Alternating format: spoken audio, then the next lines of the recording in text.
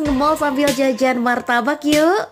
Akhir-akhir ini di Tasik udah mulai masuk musim hujan nih. Hawa jadi adem, malam-malam juga suka dingin. Dan enaknya tuh makan yang anget-anget Pada tahu gak sih, ada martabak kaisar di pintu lobi AP. Patokannya di samping kopi kenangan ya.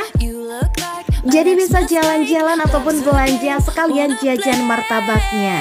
Favorit Mimin sih ini martabak asinnya. Ada 3 varian martabak, biasa, spesial, dan juga super. Bisa pilih isian daging ayam, sapi, ataupun kornet. Ini Mimin cobain yang varian super daging sapi. Pakai telurnya juga 4, jadi lebih berasa ya. Isian dagingnya juga banyak banget. Ini melimpah ruah sekali, jadi dagingnya terasa di setiap gigitannya. Bisa dicocol saus asam manisnya juga bikin makin nikmat. Apalagi dipakein acar biar lebih seger dong. Buat cuci mulutnya cocok banget di martabak manis. Ada martabak